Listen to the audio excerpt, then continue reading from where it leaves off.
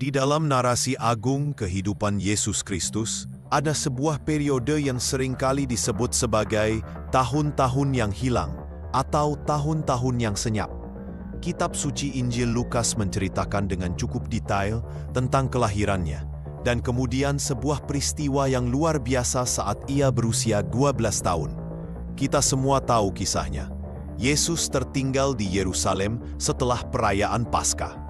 Dan setelah 3 hari pencarian yang cemas, Maria dan Yosef menemukannya sedang duduk dengan tenang di tengah-tengah para alim ulama di Bait Allah.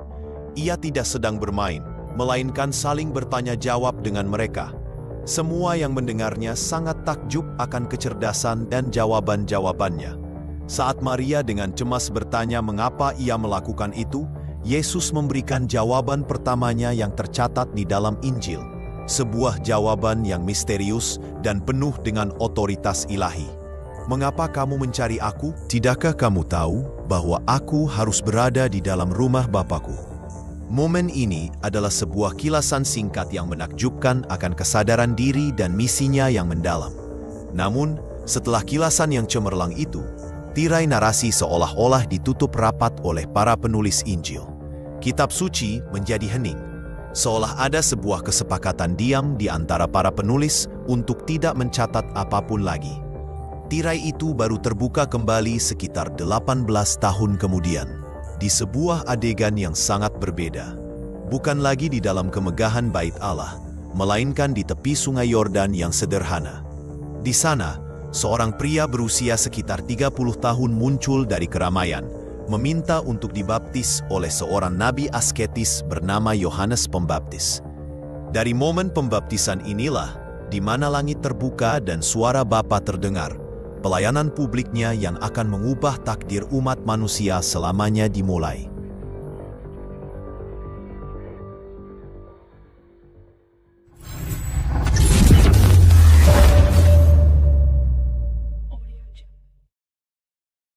"18 tahun, sebuah rentang waktu yang sangat panjang dalam kehidupan seorang manusia.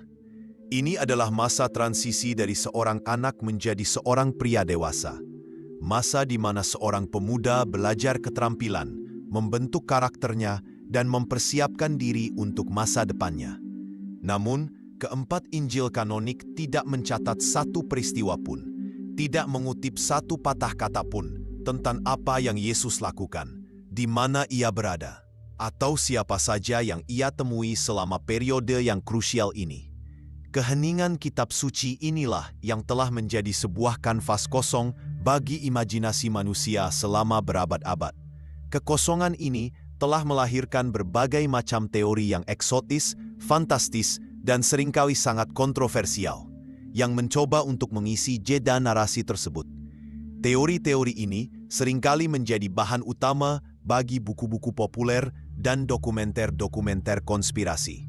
Apakah ia, seperti yang diklaim oleh seorang penulis Rusia abad ke-19 bernama Nicholas Notovich, melakukan perjalanan jauh ke timur? Apakah ia menyusuri jalur sutra, pergi ke India untuk belajar di bawah para guru Hindu, atau bermeditasi bersama para biksu Buddha di pegunungan Himalaya untuk menyerap kebijaksanaan timur? Atau apakah ia berkelana ke barat, ke ujung dunia yang dikenal saat itu? Ada legenda-legenda kuno di Inggris yang mengklaim bahwa Yesus, sebagai seorang pemuda, datang ke Glastonbury bersama pamannya, Yusuf dari Arimatia, yang konon adalah seorang pedagang timah, dan di sana ia belajar dari para imam druid. Atau ada pula teori yang terdengar lebih masuk akal secara geografis. Apakah ia bergabung dengan salah satu sekte Yahudi yang paling misterius pada zaman itu, kaum Esseni di Qumran, yang tinggal di gua-gua dekat Laut Mati? Apakah ia menghabiskan 18 tahun itu dalam komunitas asketis mereka, mempelajari gulungan-gulungan kitab suci dan mempersiapkan diri untuk misi? Pertanyaan-pertanyaan dan teori-teori ini sangatlah menarik dan memikat imajinasi. Namun, bagi Gereja Katolik, jawaban atas semua spekulasi ini sangatlah jelas dan tegas. Tidak. Gereja, sejak dari awal mula, telah menolak semua teori-teori romantis ini sebagai sesuatu yang tidak memiliki dasar historis maupun teologis. Mengapa? Karena jawaban yang sesungguhnya menurut ajaran gereja yang berakar pada kitab suci dan tradisi suci, bukanlah sebuah petualangan eksotis yang tersembunyi.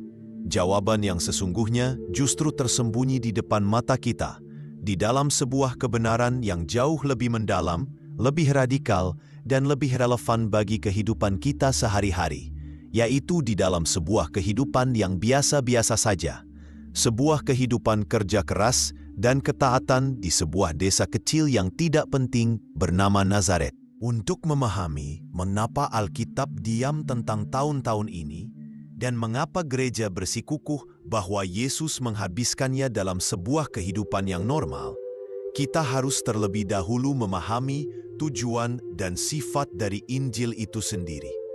Ini adalah kunci pembuka yang paling fundamental. Injil tribun Injil yang ada di dalam Alkitab kita, Matius, Markus, Lukas, dan Yohanes, bukanlah sebuah biografi modern. Jika Anda membaca Injil dengan harapan untuk menemukan sebuah catatan kronologis yang detail dari hari ke hari tentang kehidupan Yesus, lengkap dengan detail masa kecil, hobi, atau pemikiran-pemikiran remajanya, seperti biografi seorang tokoh modern, maka Anda akan salah paham terhadap genre sastra dari tulisan-tulisan ini. Di zaman kuno, sebuah biografi atau bios tidak bertujuan untuk mencatat setiap detail kehidupan seseorang. Tujuannya adalah untuk menangkap dan menyampaikan karakter, esensi, dan signifikansi dari orang tersebut. Biasanya dengan cara memilih peristiwa-peristiwa dan perkataan-perkataan kunci yang paling mewakili misinya. Tujuan utama para penulis Injil yang digerakkan dan diilhami oleh Roh Kudus, bahkan lebih spesifik lagi, tujuan mereka bukanlah untuk sekedar menulis sebuah biografi yang inspiratif. Tujuan utama mereka adalah untuk mewartakan kerigma. Kerigma adalah sebuah kata Yunani yang berarti proklamasi atau pewartaan inti. Dan pewartaan inti dari iman Kristen sangatlah fokus dan tajam.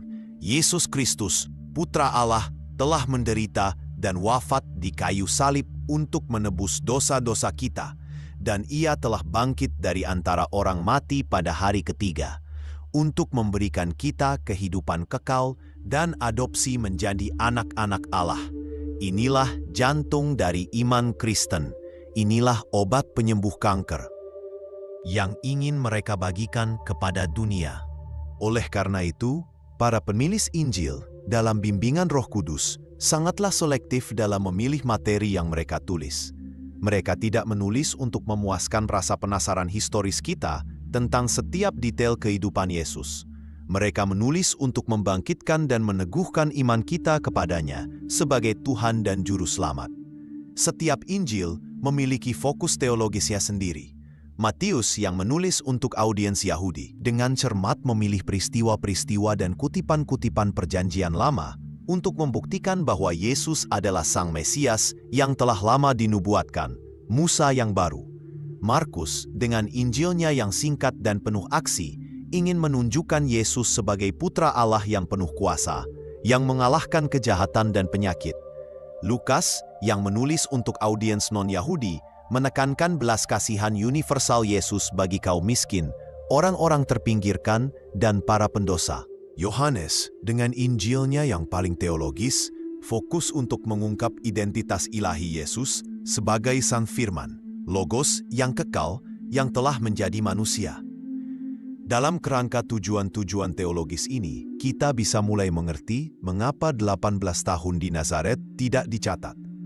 Kehidupan sehari-hari Yesus sebagai seorang tukang kayu, ketaatannya kepada Maria dan Yosef, dan partisipasinya dalam kehidupan desa yang normal, meskipun sangat suci dan penting, tidak secara langsung berkaitan dengan pewartaan kerigma tentang sengsara, wafat, dan kebangkitannya. Keheningan Alkitab tentang periode ini bukanlah sebuah kelalaian atau sebuah konspirasi untuk menyembunyikan sesuatu. Sebaliknya, keheningan itu sendiri adalah sebuah pengajaran teologis yang disengaja. Roh Kudus memilih untuk tidak mencatat detail dari tahun-tahun ini karena pelajaran yang ingin Tuhan ajarkan kepada kita dari periode ini tidak terletak pada peristiwa-peristiwa spektakuler, melainkan justru pada kenormalan dan ketersembunyian dari kehidupan itu sendiri. Inilah rahasia pertama yang akan kita buka, bahwa tahun-tahun yang hilang itu sesungguhnya tidak hilang sama sekali. Mereka dihidupi sepenuhnya di depan mata semua orang, dalam sebuah kesederhanaan yang begitu radikal, hingga dunia tidak menganggapnya layak untuk dicatat.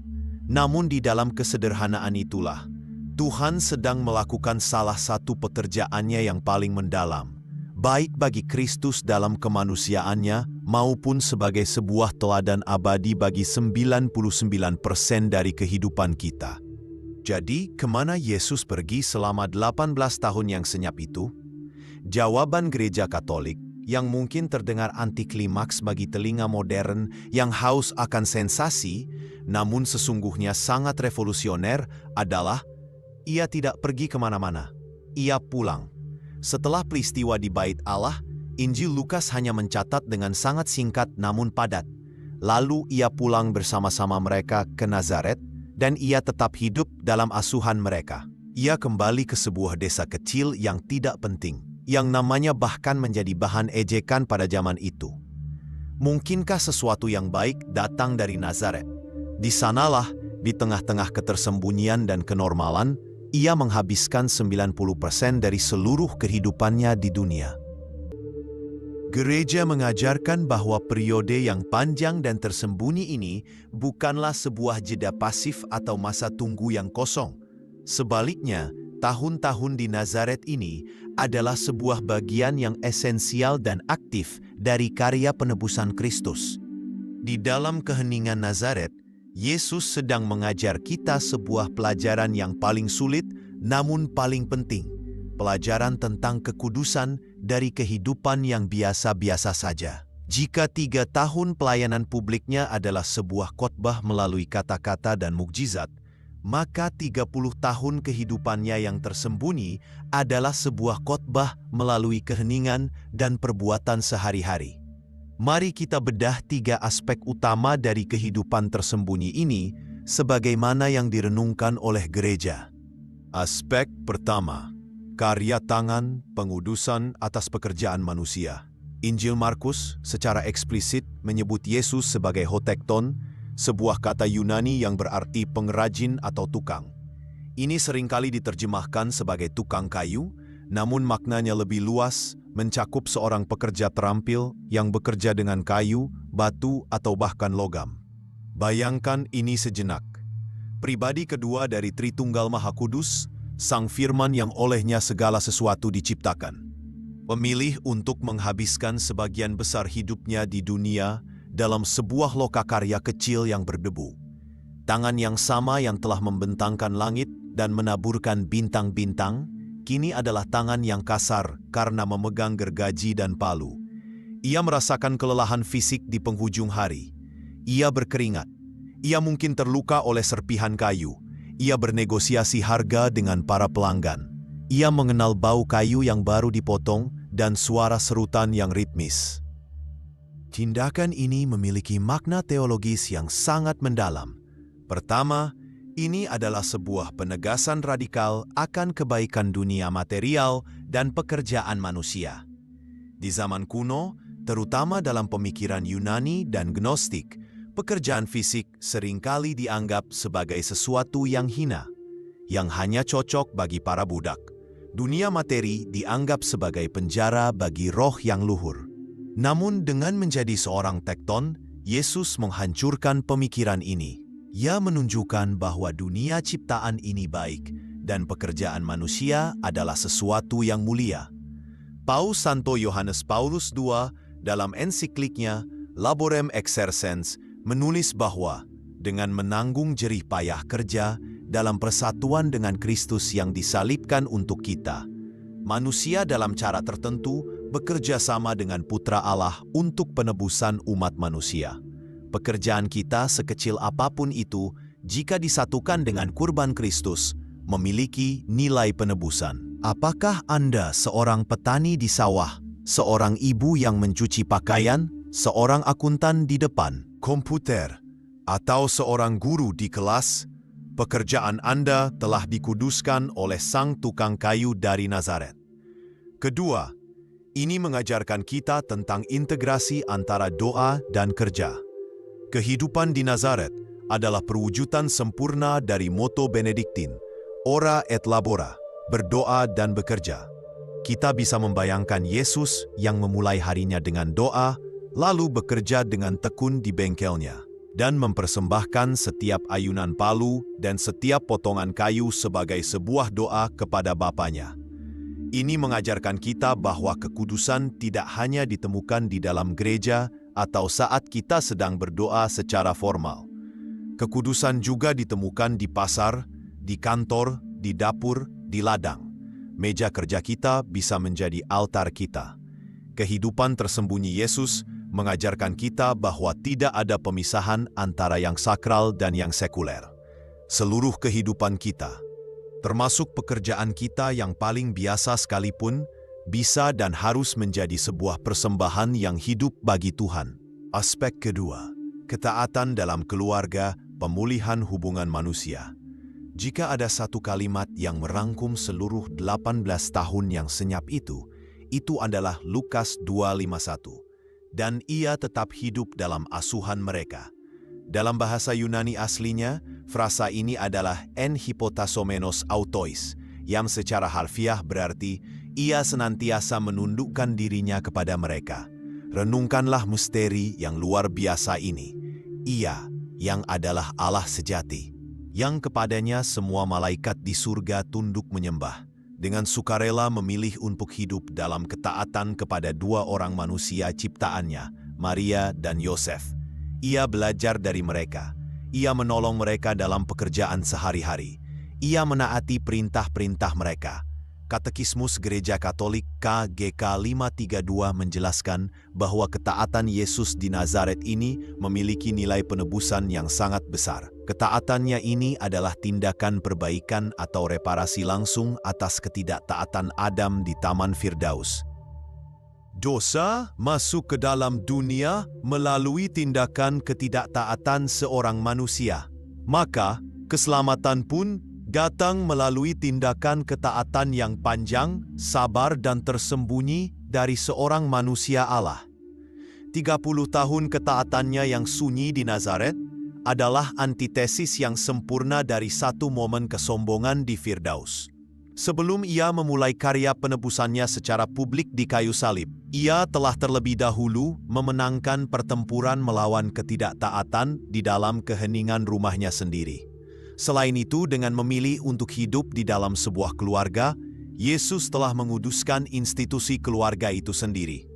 Keluarga kudus Nazaret, Yesus, Maria dan Yosef, menjadi model dan pola dasar bagi semua keluarga Kristen. Gereja bahkan menyebut keluarga sebagai Ecclesia Domestica atau gereja rumah tangga. Di dalam keluarga kudus, kita melihat bagaimana seharusnya hubungan di dalam keluarga dijalani. Kita melihat Yesus sebagai model bagi anak-anak, ketaatan, rasa hormat, dan kasih kepada orang tua. Kita melihat Maria sebagai model bagi para ibu, kelembutan, kekuatan hening, dan iman yang tak tergoyahkan. Dan kita melihat Yosef sebagai model bagi para ayah, pekerja keras, pelindung yang setia, dan pemimpin yang adil. Kehidupan tersembunyi Yesus mengajarkan kita bahwa keluarga bukanlah sekadar sebuah unit sosial, melainkan sebuah sekolah kekudusan. Tempat pertama di mana kita belajar untuk mengasihi, mengampuni, berkorban, dan menaati kehendak Tuhan. Aspek ketiga, kehidupan bermasyarakat, kesalehan yang normal dan membumi. Yesus tidak menghabiskan 18 tahun itu dengan mengisolasi diri di puncak gunung atau di padang gurun yang sunyi. Ia hidup sebagai seorang anggota masyarakat yang normal di sebuah desa kecil. Ia memiliki tetangga, kerabat, dan teman-teman. Ia adalah seorang Yahudi yang saleh pada zamannya. Artinya, ia akan berpartisipasi penuh dalam kehidupan religius dan sosial komunitasnya. Setiap hari Sabat, ia akan berjalan bersama Yosef dan Maria ke sinagoga setempat. Di sana, ia akan duduk bersama pria-pria lain dari desanya, mendengarkan pembacaan gulungan kitab Taurat dan para nabi. Ia akan ikut menyanyikan mazmur-mazmur Daud, doa-doa yang sama yang kemudian akan ia gunakan dalam pengajarannya dan bahkan ia serukan dari atas kayu salib. Setiap pagi dan sore, ia akan mendoakan doa Shema Yisrael, pengakuan iman utama bangsa Yahudi. Ia akan merayakan hari raya besar Yahudi seperti Paskah, Pentakosta, dan Hari Raya Pondok Daun. Kemungkinan besar dengan melakukan ziarah tahunan bersama keluarganya ke Bait Allah di Yerusalem.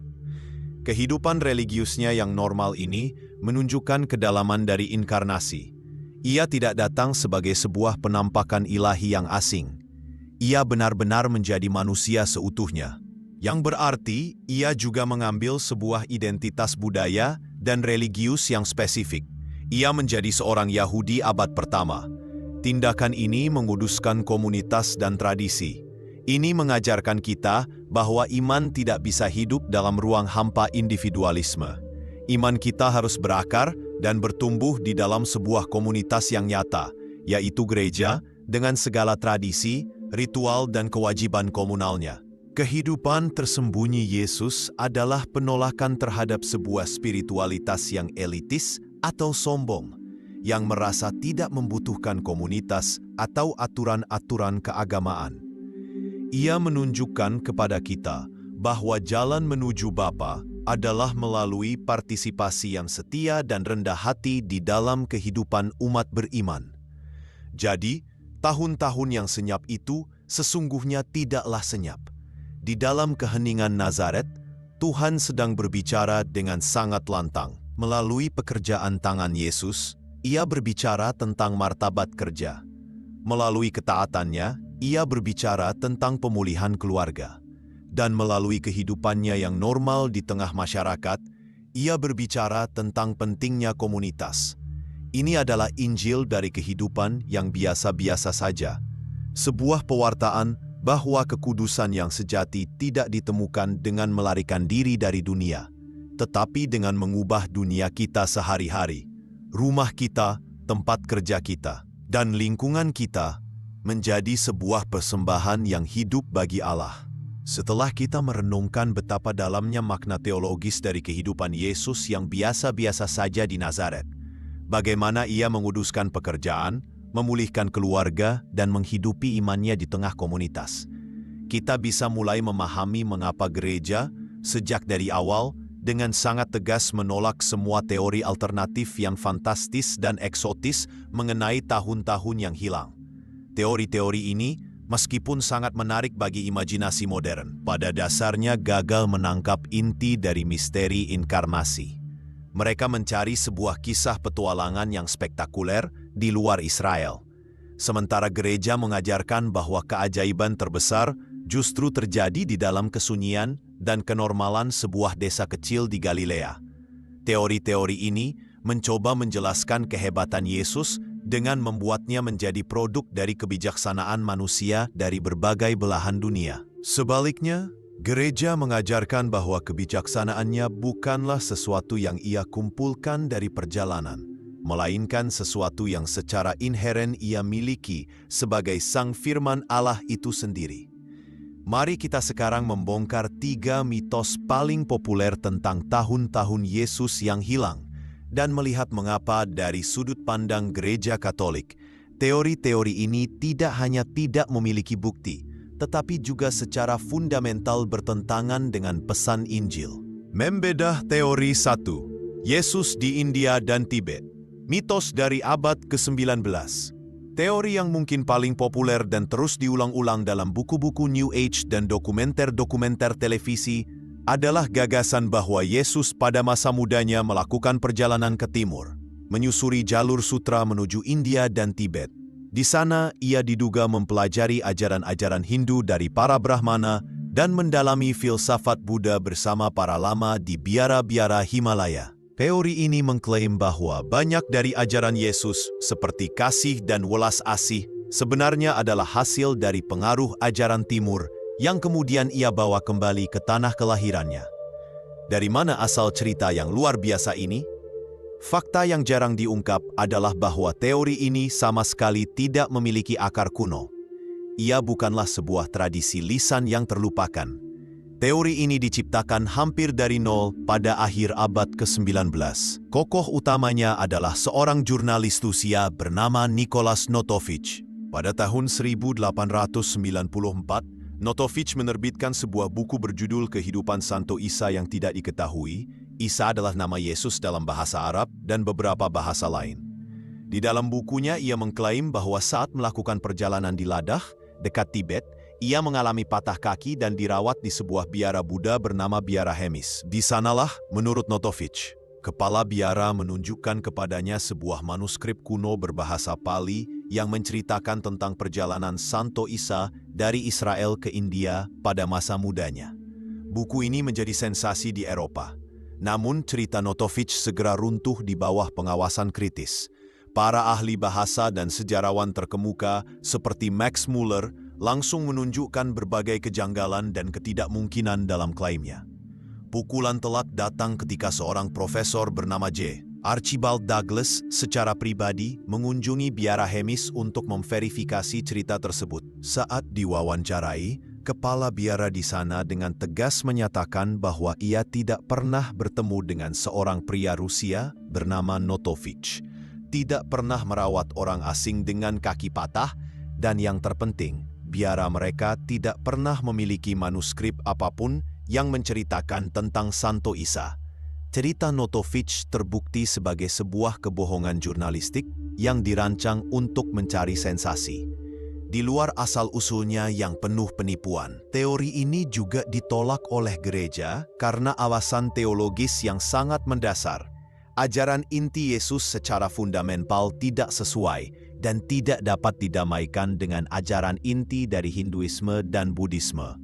Yesus mengajarkan tentang adanya satu Allah yang personal, Sang Bapa Pencipta, yang berbeda dari ciptaannya. Ini bertentangan secara diametral dengan konsep Tuhan dalam banyak aliran Hindu yang bersifat panteistik.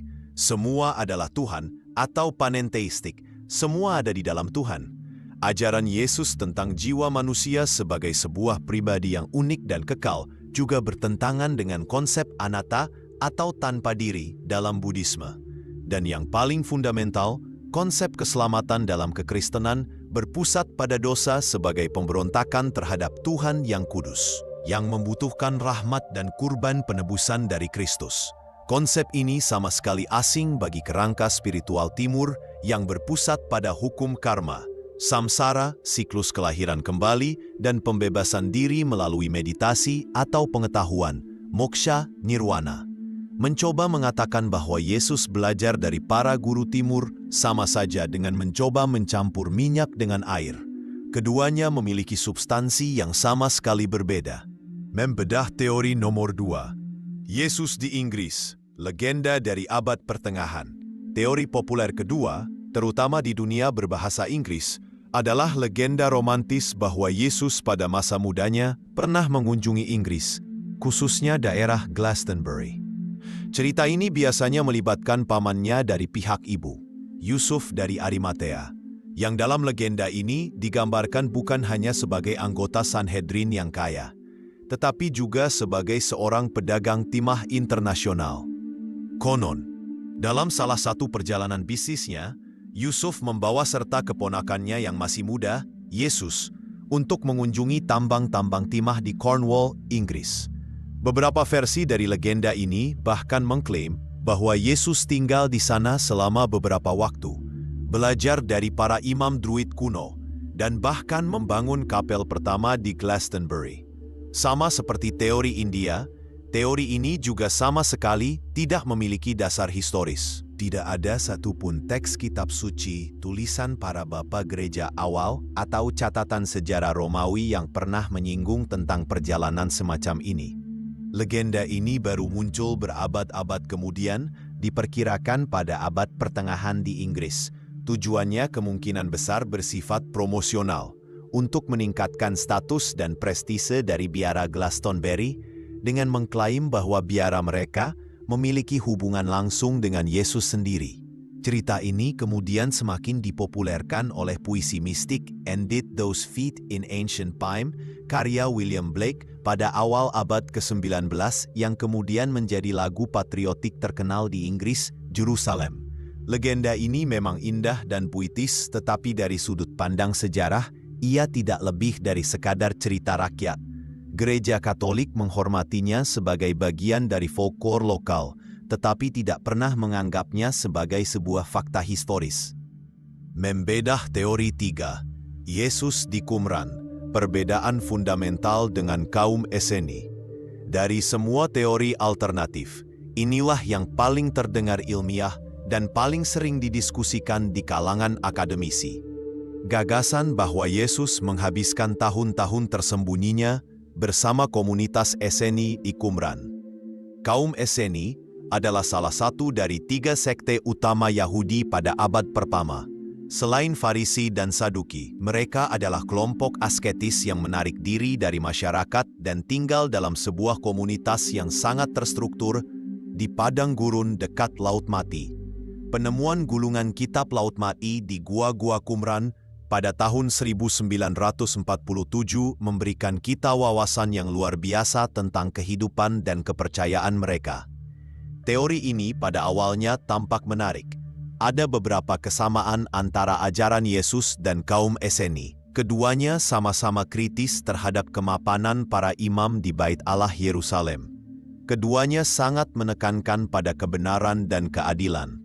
Keduanya memiliki pengharapan mesianik dan apokaliptik yang kuat. Namun, jika kita melihat lebih dalam, perbedaan antara Yesus dan kaum Esseni jauh lebih banyak dan lebih fundamental daripada persamaannya. Perbedaan pertama dan yang paling mencolok adalah sikap mereka terhadap orang luar dan para pendosa. Komunitas Esseni di Qumran bersifat sangat eksklusif dan separatis. Mereka menganggap diri mereka sebagai anak-anak terang yang suci, dan semua orang di luar komunitas mereka, terutama orang-orang Yahudi biasa yang tidak mengikuti aturan-aturan ketat mereka, dan tentu saja orang-orang non-Yahudi, dianggap sebagai anak-anak kegelapan. Mereka memiliki ratusan aturan ritual kemurnian yang sangat ketat dan menghindari segala bentuk kontak dengan orang-orang yang dianggap najis. Sekarang bandingkan ini dengan Yesus. Seluruh pelayanan publik Yesus justru ditandai oleh sebuah sikap inklusivitas yang radikal. Ia tidak menarik diri ke padang gurun. Ia justru masuk ke tengah-tengah keramaian kota dan desa. Dan yang paling membuat skandal pada zamannya adalah ia secara aktif mencari, bergaul dan bahkan makan bersama dengan orang-orang yang dianggap paling najis oleh masyarakat, para pemungut cukai yang dianggap sebagai pengkhianat, dan para pelacur serta pendosa publik lainnya. Tindakan ini adalah sebuah antitesis total dari mentalitas Esseni. Perbedaan kedua adalah sikap mereka terhadap hukum Taurat. Kaum Esseni sangatlah legalistik. Mereka menafsirkan hukum Taurat dengan sangat kaku dan menambahkan ratusan aturan buatan mereka sendiri, terutama mengenai peraturan Sabat. Sebaliknya, Yesus meskipun menghormati hukum Taurat, selalu menekankan roh di balik hukum itu, yaitu kasih. Ia berulang kali mengkritik kaum Farisi karena membebani orang dengan aturan-aturan yang tidak penting sambil mengabaikan hal yang terutama, keadilan, belas kasihan, dan kesetiaan. Pernyataannya yang terkenal, hari Sabat diadakan untuk manusia dan bukan manusia untuk hari Sabat, akan dianggap sebagai sebuah bidah yang mengerikan bagi seorang Esseni.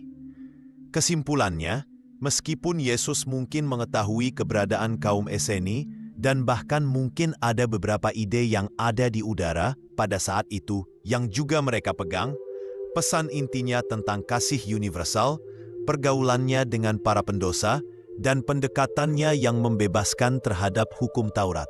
Semuanya menunjukkan bahwa ia tidak mungkin merupakan produk dari komunitas Qumran yang tertutup dan legalistik. Sekali lagi, gereja mengajarkan bahwa sekolah Yesus yang sesungguhnya bukanlah gua di Qumran, melainkan sebuah bengkel tukang kayu dan sebuah rumah sederhana di Nazaret. Setelah kita menyingkirkan mitos-mitos eksotis yang tidak memiliki dasar historis maupun teologis, Kita kembali pada kebenaran yang diajarkan oleh Gereja Katolik. 18 tahun yang panjang dihabiskan oleh Yesus dalam kenormalan sebuah kehidupan desa di Nazaret. Sebuah kehidupan sebagai seorang pengrajin, seorang anak, dan seorang anggota komunitas Yahudi yang saleh. Pertanyaan selanjutnya yang muncul secara alami adalah, apakah tahun-tahun ini benar-benar hilang atau senyap tanpa meninggalkan jejak sedikit pun? Ataukah gema dari kehidupan yang tersembunyi ini justru terdengar sangat nyaring, jika saja kita tahu di mana harus mendengarkan, di dalam setiap perkataan dan perbuatannya selama 3 tahun pelayanan publiknya, yang mengguncang dunia. Gereja mengajarkan bahwa tahun-tahun di Nazaret bukanlah sebuah periode kosong yang pasif. Itu adalah sebuah masa persiapan yang sangat aktif, sebuah inkubasi yang mendalam, di mana kemanusiaan Kristus bertumbuh dan matang sebagai persiapan untuk misi agungnya. Kehidupan tersembunyi ini adalah fondasi yang tak terlihat, namun kekokohannya justru menopang seluruh bangunan dari pelayanan publiknya. Kita bisa melihat dan mendengar gema dari 30 tahun di Nazaret ini, setidaknya dalam 3 aspek utama dari pelayanannya, dalam gaya pengajarannya, dalam pemahamannya yang mendalam tentang hati manusia, dan dalam pertumbuhannya sendiri sebagai manusia Allah. Gema pertama, bahasa tanah, hikmat seorang tukang kayu dalam perumpamaannya. Salah satu ciri khas utama dari pengajaran Yesus adalah penggunaan perumpamaan. Ia jarang sekali mengajar dengan menggunakan konsep-konsep teologis atau filosofis yang abstrak. Sebaliknya, ia berbicara dengan menggunakan bahasa sehari-hari, bahasa tanah, bahasa dari kehidupan rakyat jelata di Galilea. Dan dari manakah ia mendapatkan perbendaharaan cipra dan kisah yang begitu kaya ini? Jawabannya jelas.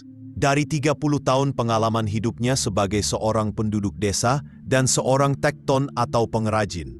Tahun-tahun yang senyap itu adalah universitas kehidupan baginya, yang menyediakan semua materi kuliah untuk pengajarannya di kemudian hari.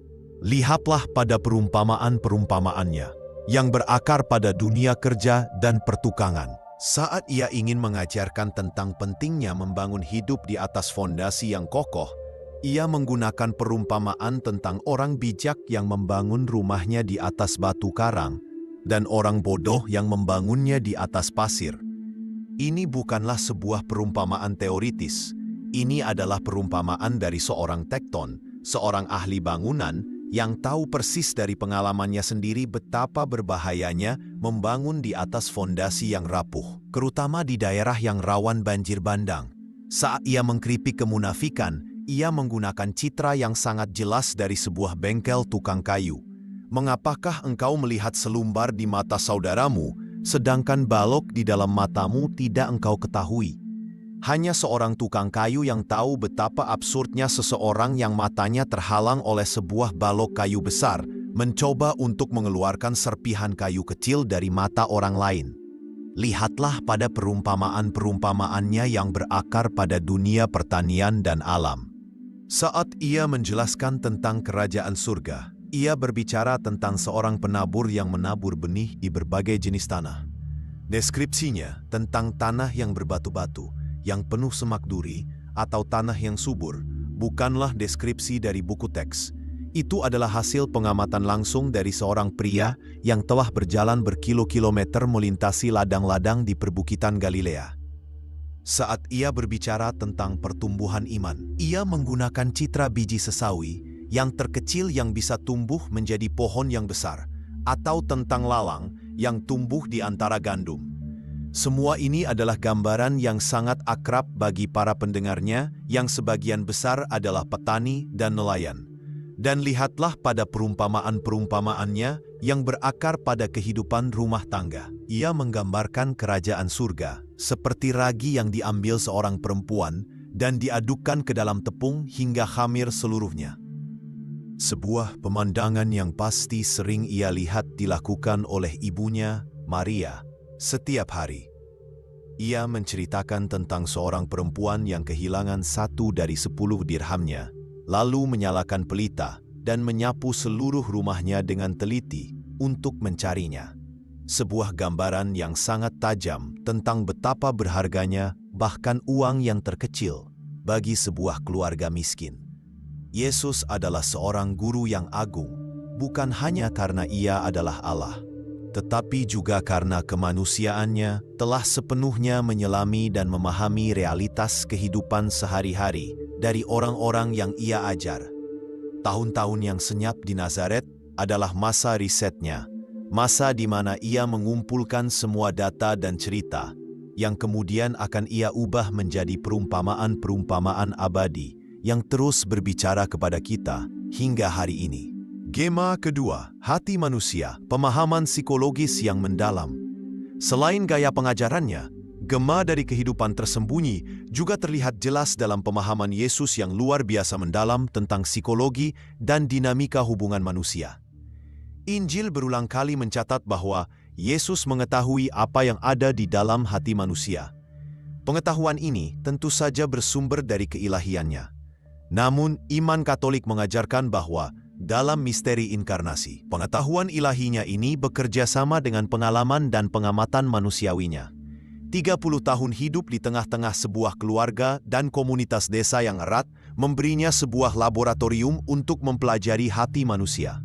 Di dalam keluarga kudus, ia mengalami secara langsung dinamika cinta, pengorbanan, dan ketaatan. Ia memahami sukacita dan tantangan dari hidup bersama orang lain di bawah satu atap. Pengalaman inilah yang memberikan kedalaman pada perumpamaan-perumpamaannya tentang keluarga. Seperti kisah tentang ayah yang maha rahim dengan kedua anaknya yang sangat berbeda karakternya. Kisah ini melukiskan dinamika keluarga, pemberontakan, kecemburuan, dan kasih tanpa syarat, dengan sebuah realisme yang hanya bisa datang dari pemahaman yang mendalam. Hidup di desa kecil Nazaret juga berarti ia mengenal semua orang dan semua drama yang terjadi di sana. Ia melihat bagaimana orang berinteraksi di pasar. Ia mendengar gosip-gosip yang beredar. Ia melihat bagaimana orang kaya memperlakukan orang miskin. Ia menyaksikan persahabatan, pengkhianatan, kemunafikan, dan juga kesalehan yang tulus. Pengalaman inilah yang membuat pelayanannya begitu membumi dan penuh empati. Kasihnya kepada para pendosa seperti Zakheus, si pemungut cukai, atau perempuan Samaria di sumur Yakub bukanlah sebuah belas kasihan teoritis yang jauh. Itu adalah sebuah kasih yang mengerti, yang tahu persis bagaimana rasanya dikucilkan dan dihakimi oleh masyarakat. Kritiknya yang tajam terhadap kemunafikan kaum Farisi juga bukan berasal dari kebencian, melainkan dari pengamatan yang cermat selama bertahun-tahun di sinagoga, di mana ia melihat perbedaan antara kesalehan yang sejati dan kesalehan yang hanya untuk pamer. Gema ketiga, Sekolah Nazaret, pertumbuhan dalam hikmat dan kasih karunia. Mungkin gema yang paling penting dari kehidupan tersembunyi tercatat dalam satu ayat kunci yang sering terlewatkan, yaitu Lukas 2 dan 52 yang merangkum seluruh periode 18 tahun itu. Dan Yesus makin bertambah besar dan bertambah hikmatnya dan besarnya dan makin dikasihi oleh Allah dan oleh manusia. Mari kita bedah ayat ini. Tentu saja sebagai Allah, Yesus sudah memiliki kepenuhan hikmat ilahi. Namun sebagai manusia sejati, gereja mengajarkan bahwa pikiran manusiawinya dan pengalaman manusiawinya juga harus melalui sebuah proses pertumbuhan yang normal. Ia belajar, ia mengamati, ia merenung. Kemanusiaannya, sama seperti kita, harus bertumbuh dalam pemahaman dan pengalaman. Paus Santo Paulus ke-6, dalam sebuah homili yang sangat indah saat ia berziarah ke Nazaret pada tahun 1964, menyebut Nazaret sebagai sebuah sekolah. Ia berkata, Nazaret adalah sekolah di mana kita mulai memahami kehidupan Yesus, sekolah Injil. Pertama, sebuah pelajaran tentang keheningan. Semoga kita menghargai kembali keheningan, atmosfer yang mengagumkan dan sangat diperlukan oleh jiwa. Kedua, sebuah pelajaran tentang kehidupan keluarga. Semoga Nazaret mengajarkan kita apa itu keluarga, persekutuannya dalam kasih, keindahannya yang sederhana dan suci. Ketiga, sebuah pelajaran tentang kerja. Oh rumah Nazaret, rumah dari anak tukang kayu. Di sini kami ingin memahami dan merayakan hukum kerja manusia yang meskipun kadang berat, bersifat menebus. Di dalam sekolah Nazaret inilah kemanusiaan Yesus dibentuk dan dipersiapkan untuk misinya. Di sanalah ia belajar kebajikan-kebajikan manusiawi yang paling fundamental dari dua guru terhebat, Maria dan Yosef. Ia belajar tentang kerendahan hati, ia belajar tentang disiplin kerja, ia belajar tentang kesabaran, ia belajar tentang ketaatan, ia belajar tentang doa, ia belajar apa artinya menjadi seorang pria Yahudi yang saleh. Tahun-tahun yang senyap itu bukanlah tahun-tahun yang kosong. Itu adalah tahun-tahun pembentukan yang paling intens.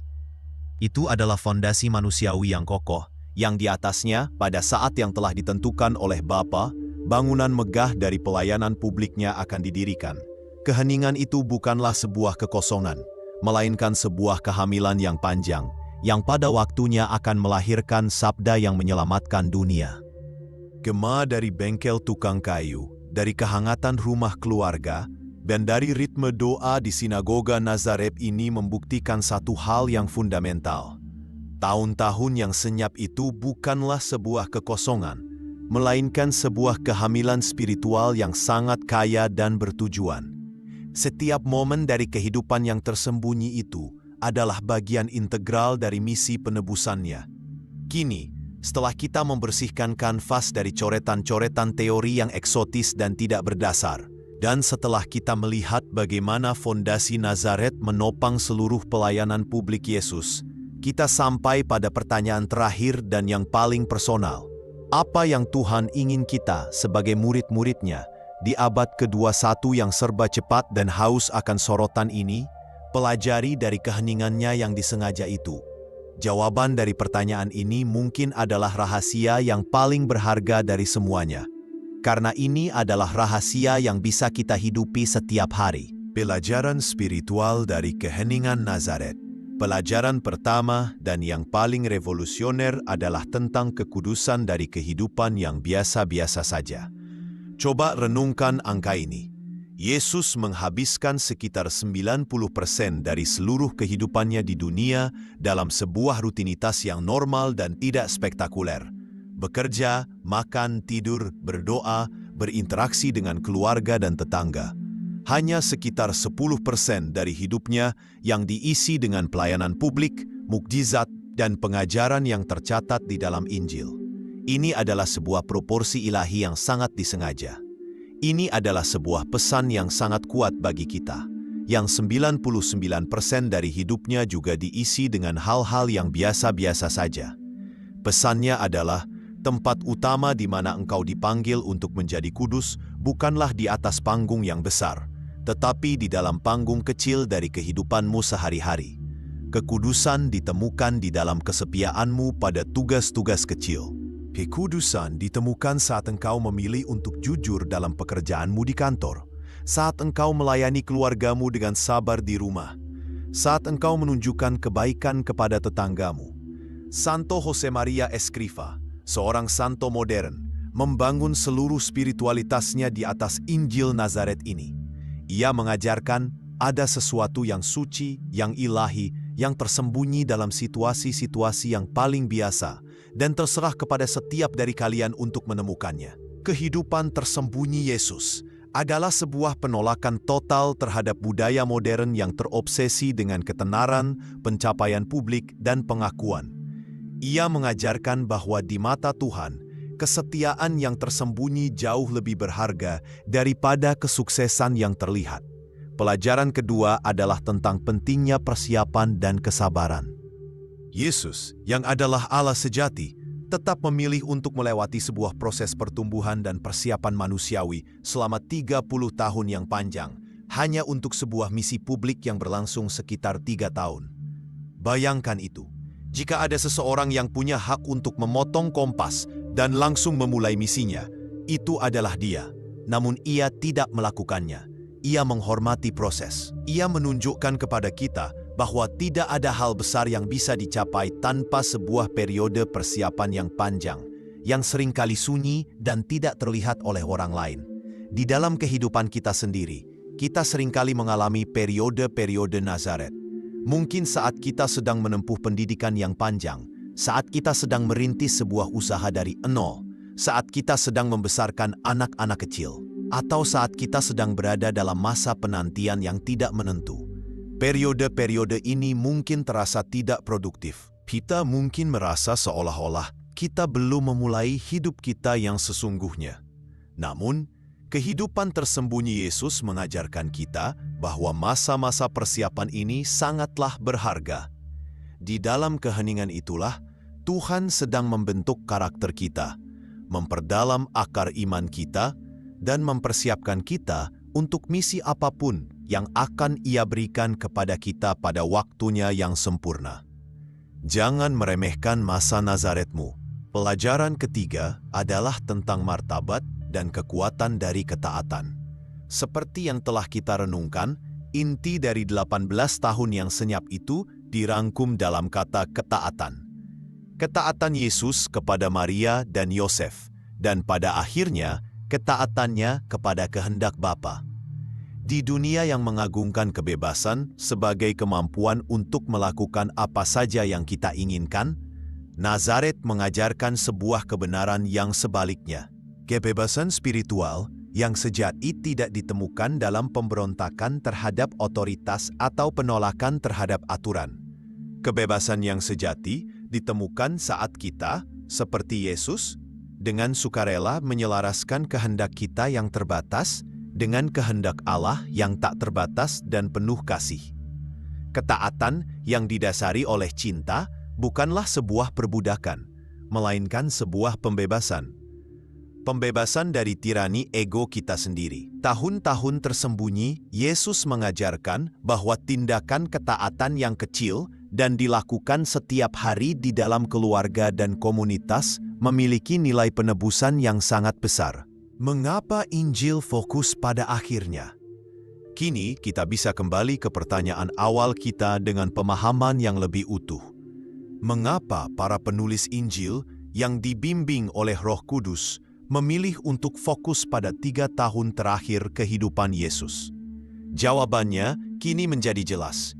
Karena tujuan mereka, sekali lagi, bukanlah untuk menulis sebuah biografi yang lengkap, melainkan untuk mewartakan kabar baik keselamatan. Dan peristiwa yang secara langsung mengakibatkan keselamatan kita adalah misteri Paskah, sengsara, wafat, dan kebangkitan Yesus.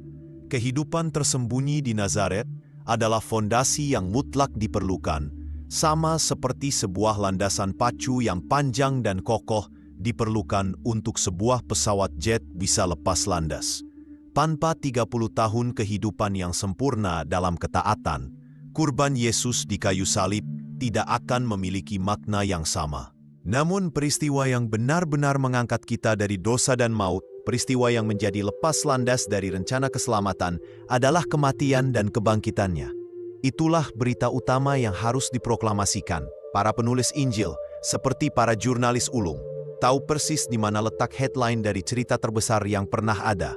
Dan headline-nya adalah Kristus telah wafat, Kristus telah bangkit, Kristus akan kembali. Mereka memberikan kita cukup informasi tentang Nazaret untuk menunjukkan kepada kita bagaimana kita harus hidup. Tetapi mereka mendedikasikan sebagian besar tulisan mereka untuk menunjukkan kepada kita bagaimana kita diselamatkan. Kesimpulan, tahun-tahun yang ditemukan dalam kehidupan kita. Jadi, pada akhirnya, tahun-tahun yang hilang dari kehidupan Yesus sesungguhnya tidaklah hilang sama sekali. Kita hanya mencarinya di tempat yang salah. Kita mencarinya di dalam manuskrip-manuskrip eksotis di Tibet atau di antara reruntuhan kaum Esseni. Padahal, Tuhan telah menyembunyikannya di tempat yang jauh lebih dekat dan lebih bisa kita akses di dalam realitas kehidupan kita sehari-hari.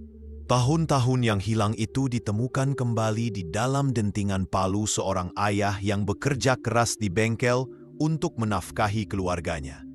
Ditemukan kembali di dalam kesabaran seorang ibu yang tanpa lelah mengajar anaknya membaca dan menulis.